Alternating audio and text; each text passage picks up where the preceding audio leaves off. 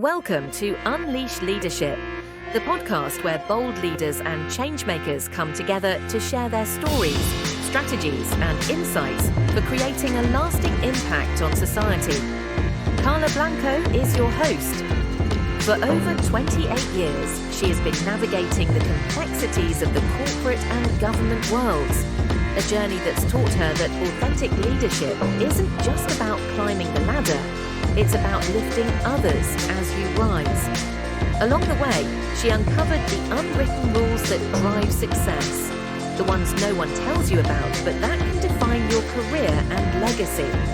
On this podcast, she'll sit down with extraordinary guests from around the globe, leaders, visionaries, and innovators who are leaving their mark on the world. Together, they'll explore their journeys, uncover their tips and tricks, and dive into the challenges they've overcome to inspire you to excel in whatever you're facing. Whether you're climbing the corporate ranks, building your personal brand, or leading change in your community, this podcast is your space to grow, learn, and unleash the leader within. So grab a notebook, get ready to take action, and join us on this journey to unleash our leadership potential. Before we dive in, make sure to follow Carla on Instagram, LinkedIn, at Carla Blanco Coach, Carla with a K, and YouTube at Carla Blanco Show to stay connected and get even more leadership tips and updates. Hoy me honra presentarles a Nuria Marín Raventós, quien es abogada, notaria y máster en artes liberales con énfasis en gobierno por Harvard, cofundadora y copresidenta de la corporación Álvarez y Marín y directora de la corporación Raventós, con actividades como la exportación de banano, ámbito financiero, energía y el desarrollo inmobiliario. Reconocida como Mujer Empresaria del Año, ha sido analista política, profesora universitaria y columnista en La Nación y Forbes. Fundadora de Alas y Balance, impulsa el liderazgo femenino en Costa Rica y representa al país en foros internacionales como la WED y G100. Nuria, bienvenida. Es un honor tenerte en Unleash Leadership Podcast. Nuria, realmente es un honor.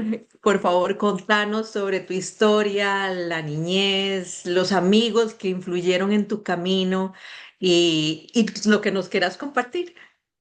Bueno, en primer término, siempre he sido una persona súper, hiper activa, ¿verdad? De esas personas que nadie quiere cuidar desde pequeñita, ¿verdad? Porque definitivamente no me podía quedar quietita ni un solo momento y eso, pues yo lo siento dentro de mi personalidad y dentro de las múltiples facetas que todavía, o sea, esa niña interior sigue ahí, que siempre está haciendo como 10 cosas a la vez, ¿verdad?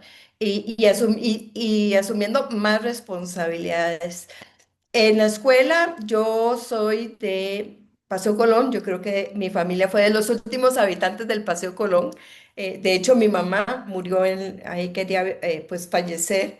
Era del hoy Centro Colón, 50 metros al sur, y después hicimos el gran cambio de pasarnos de Centro Colón 50 metros al este. Entonces había que pasar todos los muebles se pasaron casi que a mano y lo más vacilón fue porque mi papá es pianista, fue pianista clásico, fue el director de artes musicales, de una vez no me pregunté, cero talento, diagnosticado a los 2 años de edad cuando canté el primer Happy Birthday, ¿verdad? Todos los 4 hermanos callados, no tienen talento, no tienen entonación, salieron a su mamá. Pero sí, después mi escuela fue la Católica Activa, hoy ya no existe, tristemente, es el San Juan Tadeo, pero porque estaba muy cerca de mi casa, entonces me iba caminando a la escuela y regresaba.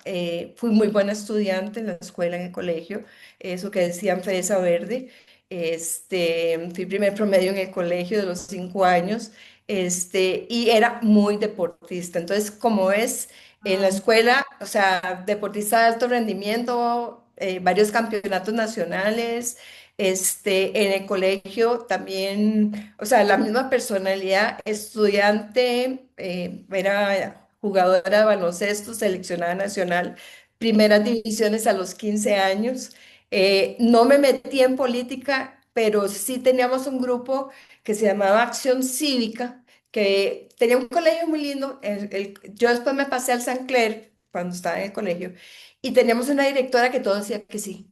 Yo encontraba que aquello era maravilloso. Entonces yo llegaba con la idea de que íbamos a hacer un grupo de acción cívica y eso era un concurso de historia, geografía y cívica entre todas las secciones, que íbamos a hacer un banco estudiantil y entonces o sea, era parte de un grupo que se nos ocurrió hacer esto. Siempre se lo recuerdo a Alberto Franco porque obviamente él sí siguió ¿verdad? En la banca.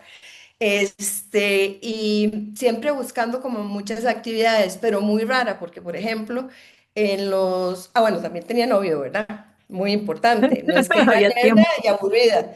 Este, y yo llegaba lo que en aquel momento es festivales, que yo siento que ahora no hay, digamos como abuela, no, o no me invitan, pero digamos, cuando iba a jugar básquet, siempre lo convocaban a uno como 2 horas antes y entonces yo iba con mis libros y entonces ahí estaba la nerda sentada en las gradas esperando el... Era como diferente en ese sentido. Mis amigas de la escuela todavía las mantengo.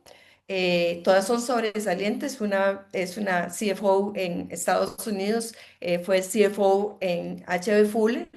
Entonces, sí, o sea, siempre me he rodeado de gente como muy talentosa y todas mis amigas han llegado un poco alto. Yo creo que como que el talento, la escuela era muy buena, la verdad, excepto en inglés, que después tuve en el San Clair que sufrir un poco para llegar al mismo nivel.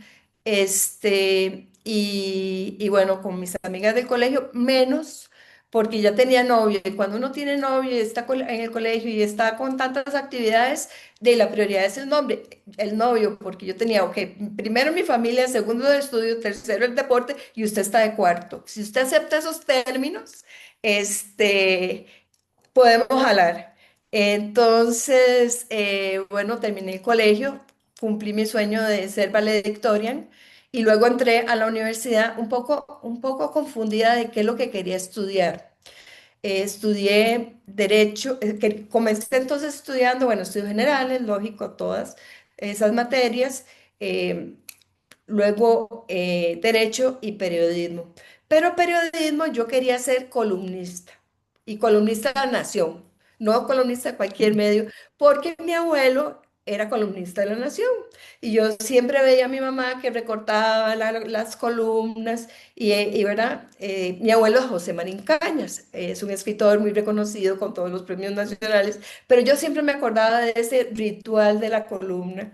Y entonces, pero sí me prometí, yo dije, pucha, en el colegio como que no disfruté tanto la vida por dedicarme tanto al estudio y ser tan rigurosa. Y entonces me metí en la política. 10 campañas políticas en un año. Claro, porque yo estaba en estudios generales, estaba en derecho y estaba en periodismo. Y en derecho y en periodismo cambiaron el decano digamos, era un director, no era una facultad, sino que era una escuela. Entonces en todo me metía. Y así fue como hago yo el chiste que conocí al hombre correcto en el momento equivocado. Porque conocí a mi marido a los 18 años y después me casé a los 20. Mi mamá casi le da un infarto, Claro. porque además divorciada y con una hija, imagínate. Y no me arrepiento, lo volvería a hacer. Dejé de periodismo porque ya era mucho, porque en mi casa sí teníamos esta regla de que si te casas, vas por la libre, o sea, vos tomaste la decisión adulta de casarte y entonces teníamos, o sea, yo tenía que mantenerme, seguir estudiando, dichosamente no tenía que pagar los estudios porque yo tenía beca de honor, pero bueno, pasar a ser esposa, mamá, porque existía una niña de 2 años. Y entonces sí, desde muy joven asumí muchas responsabilidades. Dejé la política por completo porque me casé con una persona de política y rápidamente entendí que dos políticas en un matrimonio es la mejor receta al divorcio. Entonces yo Ay, dije, qué... no, no, no, no, no, que siga él en su política. Yo ya me divertí muchísimo con estas 10 campañas políticas. Este, y bueno, mi mamá que es una persona, digamos, si yo tuviera que decir, bueno, obviamente mi abuelita fue una figura muy fuerte, estoy escribiendo la historia de mis abuelos ahora. Ay, qué lindo. Me ha costado un poco más porque no es lo mismo esta parte biográfica. Yo he escrito libros, pero he escrito libros intelectuales de derecho, de relaciones internacionales, pero nunca de la familia. Entonces me ha costado peor que un parto. Pero yo quiero dejar como la memoria histórica de ese esfuerzo de los migrantes que vinieron a Costa Rica tan jóvenes y a trabajar muchísimo. Mi abuelo tenía tercer grado, mi abuelita tenía sexto grado, muy fanáticos de la educación. Y eso es importante porque mi mamá, al igual que su hermana y mi tío, estudiaron en la universidad. Mi tío se fue fuera, pero mi mamá y mi tía estudiaron en la universidad en momentos en que las mujeres no estudiaban en la universidad. Y eso es producto de que mis abuelos creían verdaderamente la importancia de la educación. Y si estudias a la familia, todos tenemos en común, digamos, los nietos, que o somos profesores o mi hermana que fue decana del sistema de estudios de posgrado, o otro primo que da clases en INCAE, otras que hicieron fundación de educación. Nosotros tenemos nuestra propia, en Álvarez y Marín, nuestra propia fundación en educación. Entonces, pero mi mamá es un molde diferente. ¿Por qué? Porque ella, que representaba una generación que no estudiaban, fue la primera persona, no la primera mujer, que estudió dos carreras, historia y derecho. Entonces, imagínate lo que es tener esa mamá. Sí, claro. O sea, yo decía, o sea, de paso ser nieta de Pedro Raventós y José Marín Cañas, a ser hija de mi mamá, ya todo el mundo sabía que no tenía talento musical, entonces nadie me comparaba con mi abuelo, pero sí unos zapatos demasiado grandes que llenar. Digamos, yo siempre he tenido esa responsabilidad de que tengo que ser buen, y mi mamá siempre decía, bueno, y ya evolucioné en eso, gracias a Alas. Ella siempre decía, no me importa lo que usted estudie, pero en lo que usted estudie tiene que ser la mejor. Y como me meto en como 10 cosas, imagínate Sí. ser la mejor en 10 cosas. Entonces yo con los años y con mis hijas mayores, o sea, ya cuando ellas eran mayores les dije, vean, esto que yo les transmití a ustedes fue producto de lo que me enseñó mi mamá, pero esos son confites en el infierno. Yo Ujú. puedo ser la mejor versión de mí misma, pero obligarme a ese nivel de perfección no lleva a la felicidad. Digamos, esa es yo digo que yo en Alas he recibido, yo doy, pero he recibido mucho. Y a raíz de las clases con mi mentora, doña Evangelina García Prince, sí empecé a entender que eso del perfeccionismo no me iba a llevar a ningún lado, más allá del hospital, la gastritis y la enteritis y todos los itis, ¿verdad? Entonces, tuve esa conversación sobre todo con mi hija menor, que es como una fotocopia de mi mamá, y entonces ella también tiene como 800 títulos, y entonces yo le dije, o sea, disfrutar también la vida, porque el éxito no, o sea, el éxito, primero nos impusieron una versión de éxito, ¿y cuál es tu versión de éxito? Yo creo que esa definición de propósito y legado tal vez llega con la madurez Sí. que tiene uno, ¿verdad? Pero esa versión de éxito mitificada no es cierta. Y ella que quiere ahora ser mamá, esa versión mitificada de madre tampoco. Sí, a Sí. mi hija mayor también se lo dije. Ella sí tiene dos hijas, entonces sí soy abuela. De una de Isabela de 15 y otra de 8. Pero si es que nos venden o sea, ¿verdad? Socialmente como que nos venden tantas cosas y no debemos de caer de En tomar el esas anzuelo trampas. porque Ujú. es curioso. Entonces, sí tengo amigas de la universidad. De hecho, cuando cumplí 59 años, subimos al Chirripó por una promesa que me autoimpuse. Ay, qué bonito. Imagínate, o sea, ya son 40 años de amistad, Ay, qué porque nos lindo. conocimos a los 18, ¿verdad? Y yo les conté que cuando estaba con mi segunda quimio, mm, me recordé de Evangelina y ella también era sobreviviente de cáncer. Me dice, cuando usted está en lo peor de lo peor de lo peor en salud, véase victoriosa, muy arriba, muy feliz. Y yo dije, no, yo tengo que subir al Chirripó. No puedo hacer nada y nunca había hecho hiking. Y bueno, yo dije, bueno, para cumplir los 5 años, que es una fecha en el cáncer muy, digamos, significativa. Significativas. Ajá, entonces, cumpliendo 5 años, 5 años y 4 meses por la pandemia, nos atrasamos 4 meses. Estas amigas me dijeron, no, vamos, te acompañamos. Y bueno, de las 6 llegamos 3. Una quedó 25 metros. Y dijo, este es mi chirripó, yo no subo un paso más. Cada una en sus propios términos. Muy bien. Correcto. Muchas gracias, qué linda, qué lindo resumen de una historia tan rica en experiencias. Y me recordó un estudio que nos dice que las mujeres en el mundo que tienen cargos importantes tienen algo en común y es el deporte. Y eso, claro, le da a uno esa mentalidad de sí se puede y como deportista uno llega a entender que si uno se dice, ay, es que no puedo, es que mejor no llega a ningún lado. Así es que me Una encanta vez eso. estaba en una actividad de, digamos, todas estas actividades que nosotros hacemos en Alas y mayoritariamente mi escenario eran hombres. Entonces había un papá que levanta la mano muy serio y me dice, vea, ¿cómo puedo lograr que mi hija sea líder? Entonces le digo yo, ¿cuántos años tiene su hija? Entonces me dice, tanta edad, le digo yo, métala a un deporte porque a través del deporte uno aprende las habilidades blandas, perder, levantarse del fracaso, disciplina, estrategia, organización del tiempo, Colaborar. ¿verdad? Ajá.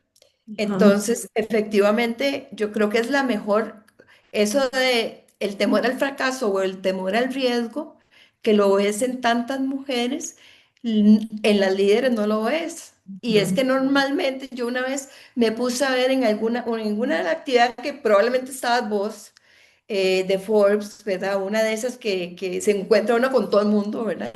Y yo decía, mira, esta fue nadadora, esta fue de tenis, esta fue de no sé qué. Y efectivamente, o sea, todas habían, o sea, eran atletas reconocidas. Estoy segura de que había muchas que no eran atletas reconocidas, pero sí ves esa mentalidad que tenemos los atletas como que nos reímos un poco de la adversidad, como que Exacto. nos caímos y en la próxima ganamos. Es parte de. Entonces no hay ese me voy a devolver o me voy a chicopalar, no hay que seguir. Muchísimas. Y bueno, y otra cosa que también me encantó es el de las amigas. Esas amigas que nos acompañan y usted decía que mujeres muy brillantes y es que somos el reflejo de las 5 personas que nos rodean, ¿verdad? Y bueno, yo quisiera que vayamos como si fuera una cebolla, yendo por diferentes etapas y diferentes momentos, desde Harvard hasta la exportación de banano en Costa Rica. Ok, ¿Cómo se bueno, entrelazan sí, esos estudios? sí, yo digo que si voy a la psiquiatra me diagnostica personalidades múltiples, ¿verdad? ¿Verdad? Porque no, la historia comienza antes. O sea, primero yo estudié derecho, ejercí el derecho, eh, cuando Antonio fue nombrado por primera vez en un puesto, eh, digamos que tenía prohibición de ejercer el derecho. Nosotros al principio ejercimos juntos, yo después me separé, abrí mi oficina, pero cuando Antonio lo nombran como presidente del Consejo Nacional de la Producción, tomamos una decisión muy inteligente. Y es que yo iba a asumir la totalidad de su clientela y vamos a unir las dos oficinas porque para nosotros era muy importante que Antonio, si a alguien o algo le incomodaba desde el punto de vista de la integridad o la ética, pudiera decir, me voy. decirle al presidente, señor presidente, muchas gracias, aquí nos vemos, pero volví a una oficina que no se había deshecho, salvo una persona, porque uno siempre enfrenta, digamos, resistencias. Entonces, yo al principio tenía mucho miedo, era muy joven, tenía 23 años, y tenía mucho miedo porque estaba asumiendo mi clientela que apenas estaba empezando, y como digo yo, todos amigos y parientes, ¿verdad? A, a los pues clientes de Antonio. Antonio, pues no es que tenga muchos años más que yo, pero él comenzó muy joven. Él podía, digamos, como asistente de derecho, ir haciendo clientela. Entonces, él también empezó a trabajar desde los 17 años. Entonces, sí tenía una clientela que era más allá de su edad. Entonces, salvo un cliente que después se arrepintió y me lo dijo en la cara de que se había ido porque no le gustaba trabajar con mujeres, seguimos con esto y bueno, yo digo que empresarialmente hablando, no existe Nuria sin Antonio y no existe Antonio sin Nuria. Y nosotros en las charlas siempre decimos que somos como el yin yang porque tenemos personalidades tan diferentes y hacemos esta broma de que con Antonio Nuria probablemente no hubiera sido tan agresiva en los negocios y Antonio, sin Nuria, probablemente hubiera quebrado una que otra vez, porque él es un motor que hay que más bien decirle no, crezcamos más, o sea, entonces nuestra visión nos define como un grupo en constante crecimiento, Ujú. muy agresivo, pero financieramente responsable.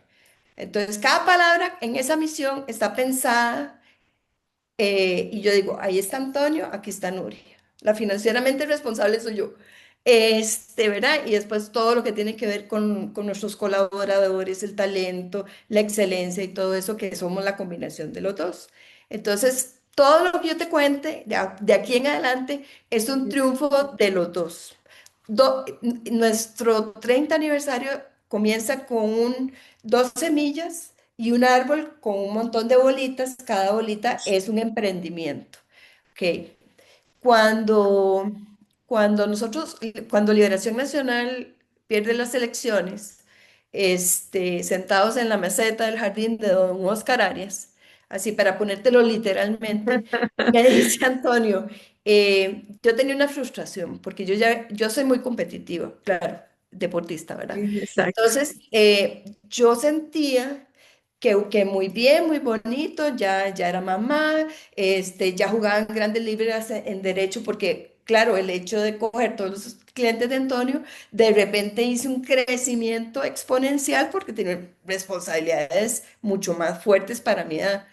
Y entonces yo tenía una frustración porque yo te quería tener una maestría porque yo ya veía que mis compañeros de la U volvían de Estados Unidos con sus maestrías y yo no la tenía. Y en Costa Rica lo más que podías estudiar en derecho era un posgrado. Eso era lo único. Y entonces me dice Antonio en la maceta, mira, como perdimos las elecciones, y él siempre piensa en términos electorales, 4 años, ¿qué voy a hacer los próximos 4 años? Para mí los próximos 4 años para nada significaba política. Me dice, ¿por qué no nos vamos a estudiar afuera? Y yo, claro.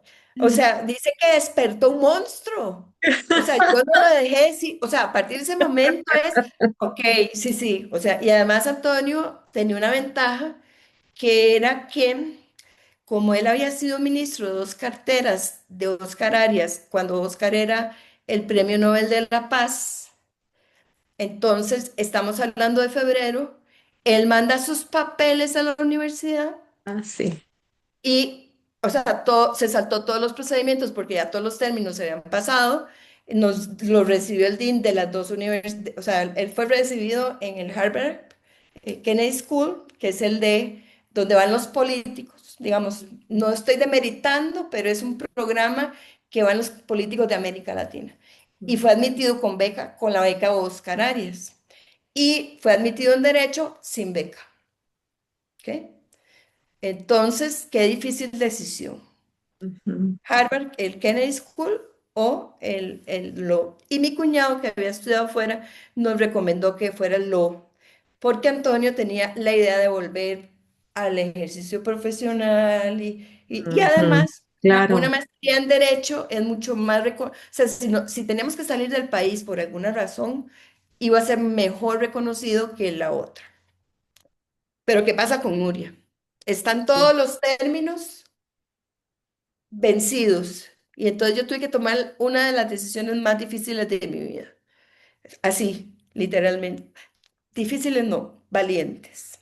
Ok, yo podía entrar a otras universidades en Boston y tenía garantizada el ingreso a la maestría. O entrar a un programa abierto en Harvard en el que se exigían, que no era para internacionales, que se exigía un mínimo de notas alto y cuando cumplías el 60% de los cursos, vos aplicabas. Todo muy bonito y todo muy fácil. Bueno, digamos, sonaba fácil, pero tenía un gran problema. Ese programa era de 2 años y medio y solo teníamos presupuesto para un año. Entonces, ¿qué hice yo? Llevé todos los cursos en el año, todos. Casi me muero. O sí, sea, claro. o sea, mi mamá cuando me vio una foto en enero, me dijo, mi hijita, voy con una taza de Sustagen. Usted está desnutrida, fea, toda, bueno, todo. Al final no pudo llegar por la guerra del Golfo Pérsico. Pero entonces lo que hice fue llevar todos los cursos en ese Wow. año y, la tesis la vine a terminar a Costa Rica. Entonces, sí, yo digo que yo entré en Harvard, yo entré por la ventana y salí por Impresionante. la puerta grande. Puerta gigante, qué impresionante, doña Nuria, Sí, qué bárbara.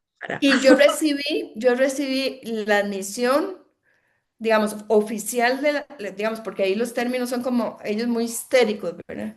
Y entonces, yo recibí mi admisión como 2 meses antes de devolverme a Costa Rica. Porque claro, yo terminé, digamos, el 60%, mandé la tesis, la admisión, pero se toman como cuatro Sí, meses en... claro, es Exacto. muy Pero despacio. tuve cosas muy lindas. Por ejemplo, yo todos los que terminaban los cursos iba donde el que hacía las tesis. La primera vez se murió de risa porque antes de empezar el primer curso llegué a cómo se hacían las tesis. Me presenté, mire, yo soy estudiante de esta maestría. Ta, ta, ta, ta, ta. Ok, ¿cuándo termina? No, no he empezado. El Pero doctor ya la voy a hacer. Ostrowski, un ucraniano, me pone así como la cara de, está usted loca, ¿verdad? Pero cada vez que terminaba mis cursos, los semestres, ¿verdad? El de verano, le llevaba las notas. Entonces ya comenzaba a verme con otros ojos, ¿verdad? Eh, y Sí, después, claro. cuando ya nos íbamos a venir, yo estaba agotada y tenía que hacer anteproyecto de tesis. Y me dice Antonio, ¿por qué no has presentado tu anteproyecto de tesis y así te ganas 2 meses? Y le digo yo, Antonio, ya me gané un montón de meses, ya estoy Sí, agotada.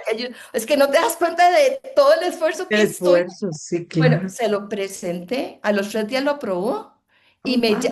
este Ostrowski y me llamó y me dice, se lo aprobé, está perfecto y además ya le tengo director de tesis y la recibe hoy a las 4 de la tarde, Wow. porque yo sabía que usted no iba a fallar. Claro, Y porque desde he el ganado mi principio. respeto. Fue una anécdota que, bueno, yo lloro todavía pensar eso. Sí, es muy Sí. lindo porque es un premio a esa proactividad e ir adelante, porque Sí. esa es usted, o sea, desde chiquitita Bueno, con pero esa si no me hubieran inquietud. empujado, o sea, si no me hubiera empujado Antonio, te juro que no lo hubiera hecho, porque de verdad que, o sea, es como cuando yo nunca he corrido una maratón, nunca me ha gustado correr, pero yo digo que es como esos 200 metros que, ¿verdad? Sí. Que ya no das, o sea, ya todo es poder mental, a puro poder mental lo hice.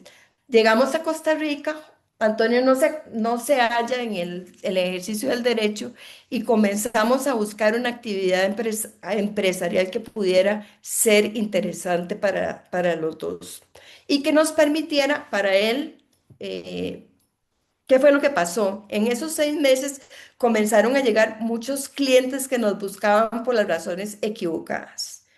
¿Qué significa eso? Influencia. Y Ujú. no, eso no nos gustaba para nada, para nada. Y obviamente que no nos aceptábamos, pero nos sentíamos como que nos querían utilizar. Y éticamente eso no es correcto. Entonces dijimos, no, no, no. Esto, si yo, Antonio tenía clarísimo que quería correr por la carrera. O sea, no, o sea, él quería ser presidente, pero como él siempre dijo, bueno, yo puedo dar mi último esfuerzo para ser candidato. Ya todo lo demás son circunstancias. Ujú. ¿Ok? Entonces, y yo me comencé a dar cuenta de que el ejercicio profesional de alguna manera no, digamos, que era muy restrictivo como mamá. Ya era Mm. mamá. Ujú. Y entonces es el ser, digamos, antes éramos abogados con pequeñas actividades empresariales. Fuimos los primeros que metimos el maní con cáscara en el supermercado, Antonio repartidor, yo llevaba la contabilidad con 3 socios más, producíamos zapatos, o sea, no te puedes imaginar, a todo le entrábamos. Pero fue así como las 10 campañas, fue mi primera gran escuela política. Estos pequeños emprendimientos fueron mi primera escuela empresarial porque uno es todólogo, uno hace Ujú. todo. Entonces, sabes de ventas, de recepcionista, pago, contabilidad, finanzas, liquidez, de todo, ¿verdad? Entonces buscamos una actividad y ahí fue donde encontramos el banano por 2 razones, por 3 razones. Antonio había sido abogado, primero él había sido ministro de Agricultura, entonces conoció un poco de la industria del banano. Segundo, éramos abogados de una empresa compradora de banano en Costa Rica, entonces, y esa empresa no tenía oficina, entonces Antonio le manejaba, digamos, los asuntos legales, pero eran más legales administrativos. Luego, en ese momento había caído el muro de Berlín y dijimos, venía la caída del muro de Berlín junto con la unión, en julio del 94, te estoy hablando del 92, viene la Unión Europea, 4 países que estaban cerrados se van a abrir. Nada de eso pasó. Hoy día los países de Europa del Este siguen siendo un mercado sin la capacidad adquisitiva que tiene la Europa original o la occidental y el mercado dejó de abrirse, se cerró porque no hay nada más político que el banano. Tanto que en el GATT, el único producto que no se incluyó en el GATT es el banano. ¿Por qué?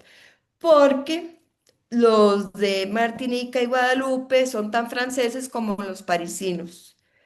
Y entonces ya eso también aprendí, Francia tiene unas relaciones diplomáticas fortísimas y convenció a todo el mundo. Y entonces, digamos, Inglaterra también tenía excolonias, Italia tenía excolonias, España tenía Islas Canarias, mismo fenómeno, ¿verdad? Que si había pobreza en Canarias, todos iban a ir a Madrid.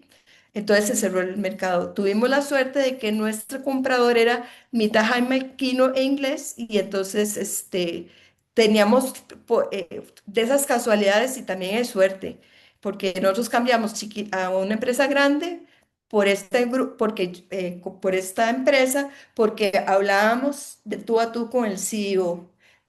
Pedimos mucho consejo y un amigo muy cercano a Antonio le dijo, mira, una empresa grande siempre te van a decir, es que Cincinnati, es que la Exacto. junta directiva ya, en cambio aquí vas a hablar directo con los que toman las decisiones. Y todos decían que, Qué bueno, primero bien. cuando decidimos dejar el derecho, otra vez mi mamá decía, estaban locos. Pero además mis 2 hijas decían, pero venimos de Harvard con 2 títulos, uno de gobierno y otro de derecho, y vamos a producir banano. Pero bueno, pues en corto. Así terminamos en el banano sin saber absolutamente nada de banano, pero como buenos estudiosos, no hay libro en este país ni en el mundo que no me haya leído, porque yo soy la estudiosa, ¿verdad? Me reuní porque para Antonio era muy feo reunirse, ¿verdad? Como exministro con todos los productores bananeros que quisieron reunirse conmigo. Sí, claro. Y bueno, no todo fue fácil. Estuvimos, digamos, hay una curva de aprendizaje que ya conocemos. La finca al principio no produce, el primer año de la producción es muy pequeña, no es como el segundo, tercer y cuarto año. Y estuvimos al borde de la quiebra. Eso fue muy fuerte porque teníamos deudas que habíamos adquirido para la compra de la tierra y ahí aplicamos, le debíamos dinero, mi mamá nos ayudó y dijimos, no vamos a deber un 5. Bueno, primero una decisión muy inteligente, no vamos a sacrificar el paquete tecnológico, que es lo primero que hace la gente, dejar de abonar, y eso es un arma de doble filo, ¿verdad? Entonces, la finca tiene que comer para dar lo mejor del banano, pero familia, lo que llamo yo economía de guerra. Chicas, no hay cumpleaños, no hay regalos, vamos a vivir así. Puede ser que tengamos que vender la casa. Imagínate qué duro. Sí, claro. Pero dichosamente la decisión que tomamos fue la correcta y como en 4 meses la finca levantó y pudimos seguir, pero sí fueron 4 meses de mucha angustia y muy vivencial para la familia. Hoy ese casi quebramos, hoy somos el grupo más, el segundo grupo independiente del país en banano. En los últimos 5 años, 6 años, 5 años con el de mayor productividad en banano. Y ya somos un grupo diversificado en diferentes actividades y en Centroamérica, no de banano, porque después, como digo, había una empresa que yo también, que yo fundé digamos que fundamos en el 84. Eso fue lo que me dio de comer cuando yo era estudiante, porque era una empresa de soluciones financieras y eso me permitía a mí hacer escrituras, o sea, como abogada, que me daban, digamos, mi... Ingresos. Con eso yo vivía súper bien. Yo ni cobraba. Entonces, todo lo que entraba en esa empresa de soluciones financieras se iba para la misma empresa. Hoy existe, es la única sobreviviente de esa época. Ya estamos en 2 países, en El Salvador y en Costa Rica. Entonces, estamos en energía, estuvimos en entretenimiento, tenemos un proyecto de hospitalidad. Entonces, sí somos un grupo muy, muy diversificado. A mí me hace gracia porque una vez Maggi, bueno, la actividad principal es la inmobiliaria, porque yo soy tercera generación con mi mamá, que es un grupo empresarial que fundó mi abuelo, que era el mayor desarrollador inmobiliario del centro San José, del que yo recibí dinero hasta que mi mamá murió, cuando heredé. Digo, es que han habido muchas cosas de que nosotros vivíamos de los alquileres y todo eso, y yo nada. O sea, yo no, era mi mamá la que era la dueña de los alquileres, y mi abuelo el que los desarrolló, ¿verdad? Entonces, pero yo era tercera generación, entonces el cemento corre por mis venas a través de mi abuelito, y entonces cada uno de mis hermanos tiene su propia inmobiliaria, porque todos tenemos eso en las venas, o sea, literalmente. Entonces también tenemos una empresa inmobiliaria. A todo eso, 1.500 trabajadores hoy día. Entonces, una vez, como te decía, me pidió Maggie que hiciera una pequeña reseña de mi vida, y la primera foto que le puse fue Nuria la bananera con botas de hule y ropa, o sea, empapada seguramente. No, seguramente como era bonita, entonces no había llovido todavía. Y me dice, ¿y eso? Y le digo yo, Maggie, eso es lo que me da a mí de comer. O sea, la gente ve la Nuria analista, la Nuria profesora, la Nuria de San José, pero la Nuria que lo que me da de comer es el banano, que es la actividad, hay que reconocer que es una actividad que es la más fuerte de todas las que nosotros tenemos. Bueno, Entonces, y la construcción, entonces yo iba con botas de hule a la construcción, entonces casi que siempre andaba en botas. no con tacones. Sí, porque la Nuria que conocemos es en tacones, impecable siempre. Ay, muchas gracias, qué lindo. Gracias por compartir, porque muchas veces la gente se imagina que todo es color de rosa y que sí, que vivimos de los alquileres y sabemos que, bueno, fueron años de mucho esfuerzo para llegar a donde han llegado ustedes y que además hubo un momento muy difícil y muy duro también como Bueno, familia. muchos momentos, o sea, por ejemplo, en una de las campañas, faltando un mes para las elecciones, la empresa compradora más importante de nuestro banano llegó a reunirse con Antonio para decirle, no le pueden, los contratos en Costa Rica son de largo plazo. Era septiembre, es la peor época para perder un contrato y nos dijo, con esta sobreproducción en el mundo, no podemos mantener los contratos. Entonces, o sea, imagínate lo que es 1.500 personas dependiendo de vos, Antonio en campaña política, yo en campaña política y 1.500 trabajadores a los que hay que darles de comer, eh, y ver qué opciones hay. Al final, después de como un mes, logramos renegociar con otra empresa, pero eso, y en media campaña política. Mi cáncer fue en media campaña política. Entonces son cosas como muy fuertes. Yo digo que yo a veces le digo, Diosito, por favor, olvídate de mi nombre, porque sí, las he tenido, o sea, o sea, casi quiebras, Antonio se accidentó, cáncer, mi casa se quemó una vez, o sea, todas las he pasado, pero esa fortaleza que yo aprendí desde muy joven, Ujú. me ayudó o sea, a mí se me quemó la casa y al día siguiente yo presidí una reunión de alas y había una amiga que estaba súper resfriada y me dice, yo no iba a venir, pero cuando yo supe que usted iba a venir, yo decía, a ella se le quemó la casa ayer y usted está aquí. O por ejemplo, cuando Antonio tuvo el accidente, que el accidente fue martes y el viernes había que pagar todos los aguinaldos. O sea, yo no puedo que un trabajador mío por el accidente de Antonio no reciba su aguinaldo. Entonces trasladé a la bíblica a todos los gerentes, con todo, en ese momento todo era cheques, entonces yo era firmando cheques como loca, Antonio aprobando no, le dio las claves a mi hija, porque él estaba quebrado de las dos manos, entonces yo pasando fondos de un lado a otro, entonces sí, hemos vivido cosas durísimas, pero cosas lindísimas. O sea, Sí, yo sí. digo que a uno la vida lo va moldeando, ¿verdad? Entonces, te voy a decir una broma, dice, si yo hubiera sabido, mis hijas dicen, si yo hubiera sabido cómo iba a cambiar mi papá después del accidente, le mandamos el tráiler 10 años antes. ¿Por qué? Porque se volvió una persona más humana, más empática. De sí, o sea, vos cambiás. Yo cuando lo Claro. vi cáncer, yo también cambié, o sea, las prioridades cambian.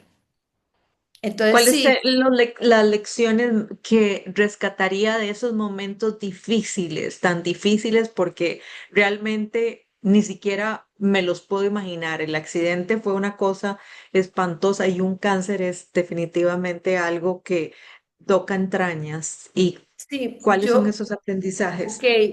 digamos que todo comienza con los valores que uno ha sido forjado, ¿verdad? Digamos, para mí, primero, o sea, obviamente la espiritualidad, familia, trabajo, pero digamos, si yo tuviera que poner un cuarto, además de la gratitud, yo me recuerdo que cuando a mí me dice lo de la gratitud, lo del cáncer, yo dije, gracias a Dios que mi mamá ya no está viva porque sufriría mucho. Y gracias a Dios soy yo y no son mis hijas. O sea, nadie pensaría que uno en ese momento tan violento Sí. esté pensando en dar gracias a Dios por lo que me está pasando a mí y no a otros. Eh, pero digamos, sí tener esa serenidad en la toma de decisiones. Yo creo que tener muy claras las responsabilidades, las prioridades. Yo cambié muchísimo con mi cáncer en términos de las prioridades. en el sentido de, o sea, solo dedicarme a cosas que para mí son realmente importantes. Esa creo que fue la mejor lección que yo pude haber tenido.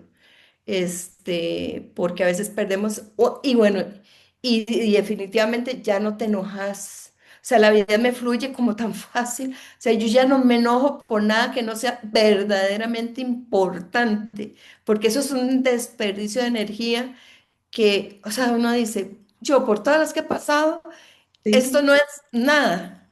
A veces mi personal se muere, se sorprende, de la porque tranquilidad. tampoco quiero demeritarles a ellos, porque ellos sí lo están viviendo intensamente, tenemos un problema. Y entonces yo, digamos, ya con 43 años de ser empresaria, casada y todo esto, para mí las soluciones como que se hacen más sencillas, ¿verdad? Yo todo lo veo como en sencillo. No, la solución es esto y esto, pero siempre dentro del respeto de que esta persona sí está realmente preocupada porque es un problema y yo por dentro muerta de risa, eso no es un problema, ¿verdad? Esto es facilísimo de resolver. Es realmente una perspectiva muy linda de ver la vida sencilla porque la complicamos mucho, tendemos a ponerle mucha complejidad. Y bueno, y en todos esos techos de cristal que usted ha ido rompiendo, hay una organización que es Alas, que es muy cercana a su corazón. Cuéntenos cómo nace Alas y esa evolución. Bueno, la historia es un poco más, mucho más larga. O sea, Nuria nace con esta hiperactividad, se siente igual que los hombres, no cree en el feminismo para nada. Pero el 24 de junio del 86 cambié. Y yo mis charlas digo, ese día nació una feminista. ¿Qué pasó? 6 meses y medio de embarazo, que conste, a mí me ha pasado muchas cosas, pero soy muy feliz y agradecida que me hayan pasado tantas cosas porque si no, tal vez no podría ser tanto. Ok, el 24 de junio me detectan, el 23, un tumor, mi primer tumor, y estoy embarazada de 6 meses y medio. Tienen que operarme de emergencia a las 7 de la mañana, yo tengo un juicio laboral y el juez no suspende el juicio y mi cliente perdió el juicio. Entonces, yo que era la que somos iguales, o sea, yo me desperté con un mal sabor porque lo primero que le pregunté a Antonio es suspender un juicio. Y él me dijo, no lo suspendieron. Entonces yo decía, no puede ser posible que una mujer con 6 meses y medio de embarazo, sufriendo lo que estoy sufriendo porque no me podían poner anestesia ni nada de morfina ni nada porque estaba embarazada, con este dolor, y lo que a mí me está importando es el juicio. Entonces, bueno, puse la denuncia contra y ahí comenzaron mis luchas. Y entonces, y todo cae en su momento, porque Antonio era ministro y entonces Margarita estaba impulsando la ley de igualdad real. En ese momento yo creía que el poder político era la diferencia para todo, era la llave que abría todos los poderes. Trabajé muchísimo por la ley de igualdad real, por las cuotas, estuve en todas las asambleas, peleé con todos los de la Sala Constitucional, ante el Tribunal Supremo de Elecciones. En todas esas luchas yo estuve para el poder político, excepto la ley de paridad, porque estaba en campaña. Este, pero después me di cuenta, ya como empresaria y viendo alrededor, por ejemplo, con la ley de paridad, no sé si sabes, pero la ley de paridad pasamos de 38 a 33. O sea, lejos de adelantar, retrocedimos. Adelantarnos, No retroceder. siempre el instrumento te ayuda, eso también lo aprendí, Qué a 32, interesante. perdón, por ciento de los 57 diputados. Pero para ese entonces yo ya había sido como presidenta de diferentes organizaciones y ya había terminado una presidencia y me había rodeado de un grupo de mujeres muy inteligentes de todas las generaciones. Eso siempre hago, de todas las generaciones, porque tienen puntos de vista totalmente diferentes, ¿verdad? Y entonces dijimos, bueno, seguimos reuniéndonos, seguimos siendo equipo, hay unas más jóvenes, otras menos jóvenes. Si ustedes quisieran quitarse las frustraciones de que no pudimos hacer en esta otra organización porque era la primera organización fundada en Costa Rica de mujeres en el 55. Entonces, eran todas las primeras. O sea, la primera presidenta, Emma Gamboa, la fiscal Ángela Acuña, imagínate. Bajo mi presidencia cumplimos 50, pero estaban todas viejitas. No sabían lo que era un correo electrónico. Entonces, yo vivía frustrada porque yo quería ir a gas pegado y yo las tenía, pobrecitas, muy cansadas. Entonces, yo tenía muchas frustraciones y entonces así nació Alas, con el propósito de empoderar económicamente a las mujeres. Y así ya tenemos 16 años. Somos la red más grande del país con 134.000 mujeres. Trabajamos con todo tipo de mujeres, desde o sea, toda esa plata que recogemos en Noche Magenta que te hablaba, es para programas de mujeres vulnerables, normalmente para la empleabilidad o para que puedan emprender. Y entonces, digamos, en el de empleabilidad, hacemos esto que hacen en Estados Unidos, Dress for Success, Ujú. Días para triunfar, les conseguimos toda la ropa, las entrenamos en habilidades blandas, practican la entrevista cuando van para la práctica y el 100% han sido empleadas por el lugar que, entonces tenemos, bueno, un récord, ¿verdad? Qué belleza. Y sí, es muy lindo. Y de verdad cambiar vidas de mujeres es cambiar vidas de familias, ¿verdad? Porque Familias y comunidades. este, y como Alas ya tiene muchos años, ya las alitas están llegando a puestos muy altos. Entonces, ver eso, ¿verdad? Ver esa chiquilla, por ejemplo, ahora, yo creo que vos la conoces, Alicia Chong, que Ah, estuvo en claro, MIT. Bueno, claro que y sí. Alicia Senior, o sea, Ujú. es una advisor senior. Sí, Y yo la sí. recibí de 17 años. Dios. Entonces, para mí, o sea, para mí todas son como mis hijas, ¿verdad? A todas las veo y las veo que con una gotita de empoderamiento, cómo alzan vuelo increíble. Y hay algunas que son la primera persona que se gradúa de la universidad en sus familias. Y eso abre la puerta a todos sus hermanos y Exacto. hermanas. Porque si ella pudo, yo también puedo, ¿verdad? Es que muchas veces la pobreza es mental, porque trabaja con muchas, o sea, la mayor pobreza es mental, efectivamente, yo digo, más que la económica, es las limitaciones que el entorno les da y que les cierra la esperanza a las oportunidades. Exacto. Exacto. Sí, Entonces, esos sí, aprendizajes limitantes y que cuesta darse cuenta porque uno no sabe lo que no sabe. claro, claro, y entonces es abrirles efectivamente. Y por eso te digo que siempre tenemos de todos, porque o sea, al principio comenzamos con mujeres en empresas y después nos dijeron, pero las de arte queremos ahí, ahora tenemos deportistas con alas, salud mental, sí, vámonos con el salud mental. O sea, realmente, porque detrás de cada, yo siempre cuando una mujer me dice, yo quiero hacer un programa, ok, le voy a dejar una tarea, ok, nos vemos cuando tienes las respuestas. ¿Cuál es su pasión y cuál es su propósito de vida? Cuando usted tenga esas dos respuestas, nos sentamos, yo le dedico 2 horas y planeamos todo el proyecto que usted quiere liderar, porque hasta eso, o sea, usted lo va a liderar porque es su proyecto. Entonces, si usted no es apasionada de eso, no va a ser exitosa. Y nosotros le ponemos a toda la estructura de alas, que toda es honoraria menos una persona, a disposición de que usted cumpla su sueño. Por eso hemos crecido tanto.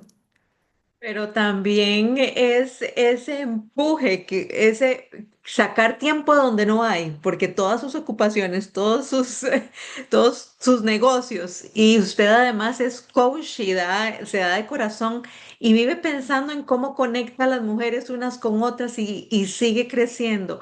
Nos puede regalar, ya vamos finalizando porque sé que tiene otras ocupaciones, pero nos regalaría un consejo para esas mujeres de las nuevas generaciones. Bueno, el primero es que la maternidad, te vas a extrañar con mi primero. O sea, yo aprendí de mi mamá que la maternidad no es incompatible con el cumplimiento de el propósito de vida. ¿Qué quiere? O mi visión de éxito. Esto para mí es muy importante porque me encuentro muchas muchachas que muy confundidas y que no quieren tener hijos y creen que el éxito es profesional. Yo creo que el éxito es integral. Y si yo tuviera que, o sea, si yo que he sido, digamos, he estado en tantas cosas profesionales, tengo que escoger entre familia y trabajo, no me cabe la menor duda que para mí es más importante la familia. Como decía Bárbara Bush, a mí nada, o sea, yo en el lecho de muerte, nadie me va a preguntar qué notas saqué, pero sí estoy muy feliz de tener muchos hijos y nietos. Entonces, sí, eso se los puedo decir. Lo segundo, eh, el deporte, el deporte, si no sos deportista, el deporte te va a ayudar en las habilidades blandas y sobre todo a eso tan importante que vos decís, que es la planificación. Bueno, el principio de delegación es muy Ok. importante. Ok, yo puedo hacer lo que yo puedo hacer porque tengo grandes equipos en Ujú. todas y cada una de las actividades en donde yo estoy. Entonces, yo no, o sea, y la diferencia entre coadministrar o microadministrar, yo eso rápidamente entendí que microadministrar, olvídese. Ay, no se puede. Administrar, o sea, he pasado por diferentes evoluciones como empresaria. Al principio, el error de microadministrar, ¿verdad? Estar así. Segundo es administrar y aprender a delegar y saber qué tengo que estar encima y qué no. También darle alas a la gente que está a mi alrededor. Yo soy dueña y empresaria, pero no soy gerente. El gerente tiene sus responsabilidades, yo tengo las mías. Entonces, eso hace que, aunque tenga muchas responsabilidades empresariales en las dos corporaciones, el ser empresaria me da más tiempo, parece mentira, Ujú. porque, bueno, yo trabajo, a veces sí soy un poco workaholic, ¿verdad? Pero, digamos, columnas. Yo escribo una columna por semana. ¿A qué horas? Entonces, a veces a la 1 de la mañana, a veces a las 3 de la mañana. En campaña, una vez estaba yo, me dice mi mano derecha en política, quédate unos 15 minutos porque todavía no hay gente. No te preocupes, aquí estoy escribiendo la columna. Y entonces me dice, Dios mío, ¿estás en la oficina? Estábamos en Desamparados como a 2 horas. Le digo yo, no, estoy en el carro escribiendo la columna del domingo. Entonces, sí, es aprovechar hasta el último momento Exacto, eh, planear. de poder y poder estar en diferentes niveles y con mucha gente que me ayuda, o sea, realmente. Buscar O sea, yo, ayuda. sí. Y delegar, que delegar no es dar y no estar supervisando, ¿verdad? O sea, yo tengo los ojos ahí, como dicen porque también tuve que llevar todos los cursos de INCAE porque no estudié administración de empresas, ¿verdad? El curso de juntas directivas, tengan la nariz adentro, pero las manos afuera, eso nunca se me va a olvidar. Entonces yo tengo las narices adentro, pero los dejo que ellos administren. Y para cerrar, ¿qué significa Unleash Leadership para usted? Yo creo que cada persona es única y maravillosa. Entonces, Alan me ha dado la oportunidad con esas conversaciones que son después de esas dos preguntas maravillosas que en algún momento hace 10 años se me ocurrieron, porque antes como que perdíamos, no llegábamos, ¿verdad? Pero con esas dos preguntas yo siento que llego así como con cirugía de precisión a el poder que cada persona tiene. Entonces, sí, con esas dos preguntas toco una fibra de su corazón y se despierta esa gran mariposa que es el símbolo nuestro. Y son mujeres, pero extraordinarias, maravillosas, que me enseñan todos los días. Muchas, muchas gracias por este espacio tan inspirador, de verdad, que se lo agradezco de corazón y estoy segura que la audiencia le va a sacar muchísimo provecho. Muchas gracias por su tiempo. No, con mucho gusto y un abrazo y nos vemos en Costa Rica.